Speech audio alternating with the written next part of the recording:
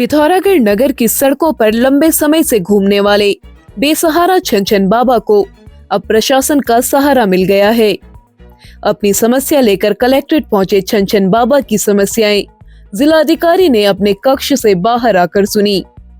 उन्होंने मुख्य चिकित्सा अधिकारी को उनके खाने की व्यवस्था करने के साथ ही मेडिकल कराने को कहा। आपके यहाँ खाना बनता है डेली? हाँ बनता है। ठीक है, उस ठेकेदार को बोलो एक कर्मचारी की ड्यूटी लगाओ, रोज इनके यहाँ सुबह शाम खाना मिले, नाश्ता दिन में खाना जो भी है, एक कर्मचारी की ड्यूटी लगनी चाहिए। और ऐसे अगर कोई और भी है उसको भी चिन्हित करवाइए, पटवारी जी। शहर क्षेत्र में अगर कोई ऐसा व्यक्ति है आपको पता होगा, मेरे यहाँ दफ्तर तक आ जाने आप लोगों को नहीं पता चलता है क्या, तो उसका जो है कुछ खर्चा लगेगा हम दे देंगे। वो आप जो जिससे भी करते हो, आपके पास है पैसा ठीक है, अगर आपके पास धनराशि है ठीक है, नहीं है तो मैं अपने फंड या कहीं और से मैं दूंगा। और नगर पालिका को रैन बसेरे में उनके रहने की व्यवस्था करने, उनको नए कपड़े उपलब्ध कराने के निर्देश दिए।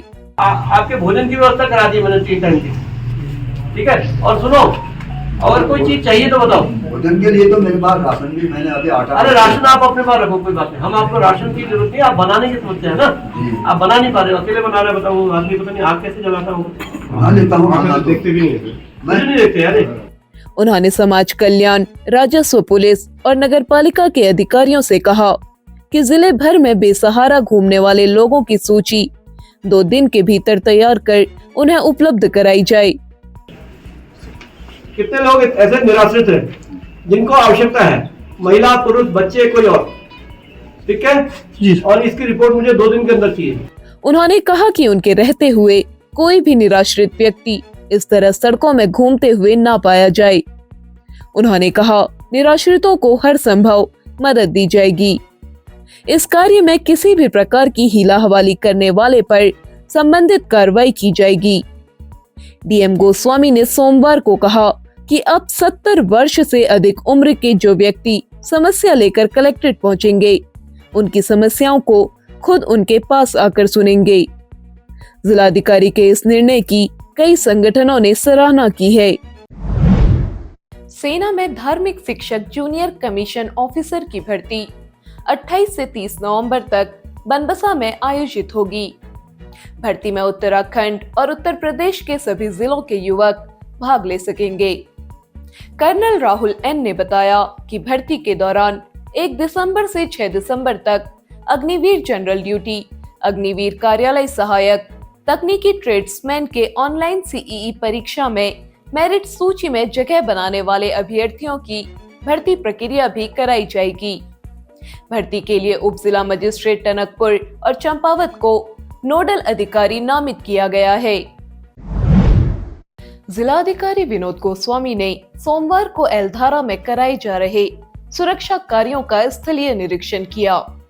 उन्होंने सिंचाई विभाग को सुरक्षा दीवार की ऊंचाई बढ़ाने और गुणवत्ता का विशेष ध्यान रखते हुए जनवरी 2025 तक कार्य को पूर्ण करने के निर्देश दिए। उन्होंने गस्कू नाले में मलबा निस्तारण सहित विभिन्न बिंदुओं पर अधिकारियों से चर्चा की। इसके संबंध में हमने ये कहा है कि जो अभी जो वहाँ पर स्थानीय लोगों के का जो इशू है वो ये है कि जो एलधारा क्षेत्र में अभी जो लोग रह रहे हैं तो उनके मकानों का जो मुआवजा है या अन्य जो उनके ड्रेनेज वगैरह का इशू है उसको सॉल्व करें। दूसरा जो उससे भी ज़्यादा महत्वपूर्ण है कि खोतिला वाला क्षेत्र, खोतिला वाले क्षेत्र में एक एरिया है जहाँ पर अभी नेपाल की साइड से बहुत ज़्यादा फ्लड आने की वजह से बहुत डेब्रिस जमा हो गई है। तो उसमें नेपाल के जो दार्चुला ज़िले हैं उनके जिलाधिकारी जी श्री यज्ञराज जोशी जी के साथ में हमारी चर्चा हुई थी। उनको दार्चुला वो बुलवाया था उनको हमने।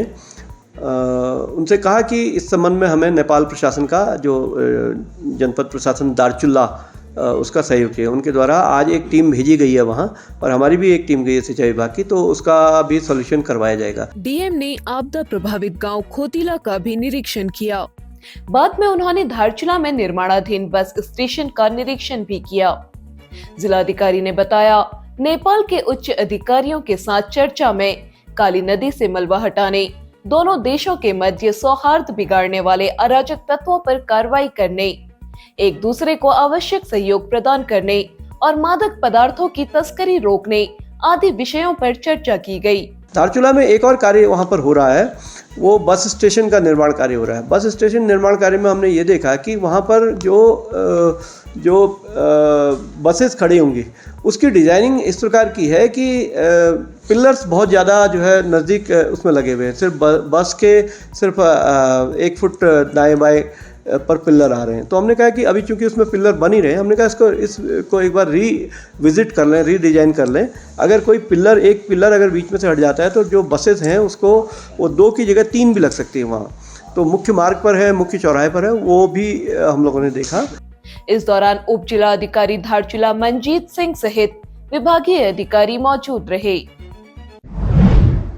अब पिथौरागढ़ में आपको मिलेंगे सभी बड़े ब्रांड्स के लेटेस्ट और बेस्ट क्वालिटी के sports accessories, football Jersey, sports shoes, cricket हो या हॉकी, फुटबॉल हो या बास्केटबॉल। अपने पसंदीदा स्पोर्ट्स गियर के लिए आज ही संपर्क करें। मां उल्का sports arena, near sports stadium, Pithoragarh. Munakot block के ग्राम पंचायत बड़ालू में एक नया अध्याय लिखा गया, जिसमें ग्राम प्रधान दिवाकर जोशी ने अपने मानदेय से प्रत्येक परिवार की बालिका महिला के नाम से नेम प्लेट लगाने की शुरुआत की है। उन्होंने बताया, इस योजना से जहां महिला सशक्तिकरण, बेटी पढ़ाओ बेटी बचाओ के नारे को बल मिलेगा, वहीं ग्राम सभा की अलग पहचान भी बनेगी। पंचायत भवन से आज इस योजना की शुरुआत की गई। गांव में 228 परिवार है। आज 75 परिवारों को नेम प्लेट दी गई। प्रधान ने बताया, इसके अलावा जो भी खर्च लगेगा वह अपने निजी संसाधनों से नेम प्लेट लगाएंगे और पूरी ग्राम सभा के हर घर में नेम प्लेट लगाई जाएगी। यह उत्तराखंड का पहला ऐसा गांव होगा जहां पर गांव के हर परिवार में महिला के नाम से नेम प्लेट होगी। साथ ही पहला ऐसा प्रधान होगा जिन्होंने मिलने वाले मानदेय से गांव में नेम प्लेट लगाई होगी।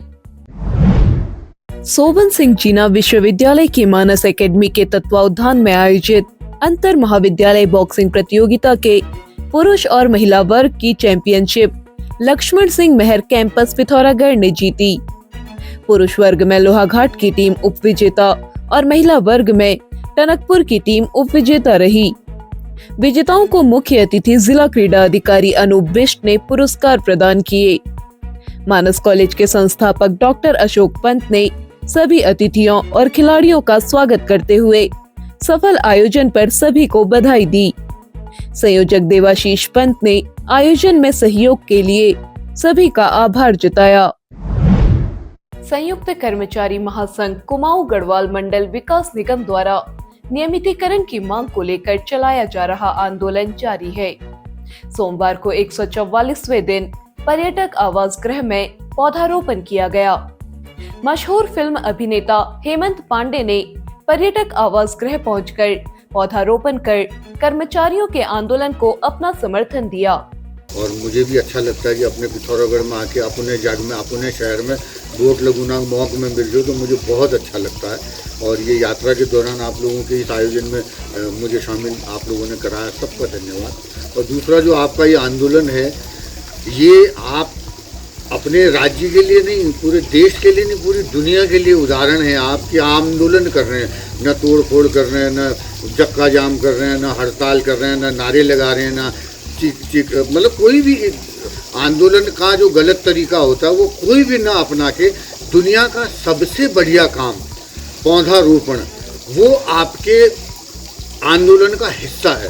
तो आपकी बातें तो कोई भी सामान्य आदमी जिसमें मानवता की सामान्य सीमाएं के भीतर भी जो रह रहा होगा वो भी आपके प्रति आपके लिए कृतज्ञता का भाव उसके मन में जगेगा और आपके लिए उसके मन में आज जगेगी वाकई यार ये लोग आंदोलन तो कर रहे हैं लेकिन प्रकृति की इतनी बढ़िया सेवा कर रहे हैं। तो मुझे लगता है आपका संदेश माननीय मुख्यमंत्री जी तक जाएगा। संघ के अध्यक्ष दिनेश गुरुरानी ने कहा कि जब तक उनकी मांग नहीं मानी जाती तब तक आंदोलन जारी रहेगा। दौला गांव निवासी शहीद हरीश कापड़ी को उनकी 22वीं पुण्यतिथि पर पूर्व सैनिक संगठन ने श्रद्धांजलि अर्पित की।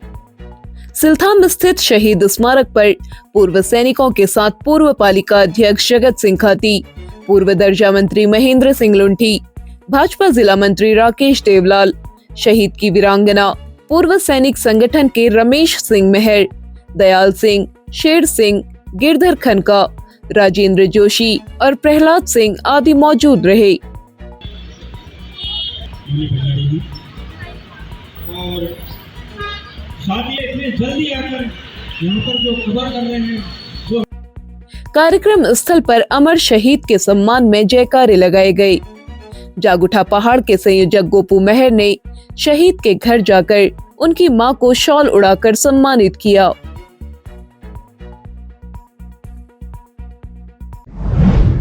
अब आप पिथौरागढ़ व उत्तराखंड की सभी खबरों को हिंदी, अंग्रेजी और नेपाली भाषा में भी पढ़ सकते हैं। अभी डाउनलोड करें न्यूज़ इंडो नेपाल ऐप।